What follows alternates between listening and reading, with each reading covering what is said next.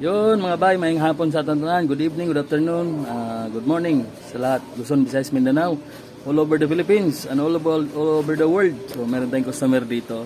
Lower arm suspension ng Batman. So meron na tayong stock. Ay, makita nyo naman po, warak na.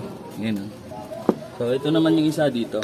So meron na tayong magagawa. So gawin lang natin yung isa. Ito meron na para dito.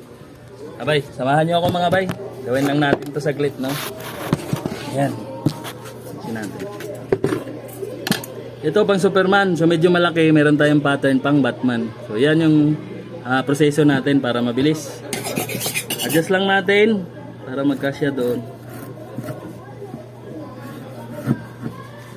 Yun mga bay, no? Sa mga gustong magpagawa, wish nyo lang po Samkit Traders Vlog.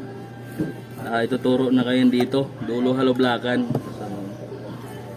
Kahit anong sasakyan nga pala gagawin natin, basta kaya pong i-rebushing.